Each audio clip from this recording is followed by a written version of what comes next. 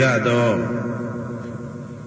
ဒေဝတံကေမေရောမိနာတာအမှုတာ၍ခါစားရောက်လာတောင်းစကဝါမနတ်မြမပေါင်းသူတော်ကောင်းတို့ကိုအနန္တနယပဋ္ဌာနံအဘိဓမ္မာခုနှစ်ကျမ်းအဝင်ပါမဟာပကရဏတွင်ခေါ်အနန္တနယပဋ္ဌာန်းကျမ်းတော်ကြီးကိုသူရေတကံနတ်တို့နေယဝတိတ္တမဗန္ဓုကပလာမြတ်ကြောက်ပြ၌ဝါတွင်3 လခါသမယဝေမြတ်တုဘောဟောကြားတော်မူပါဝေဒသော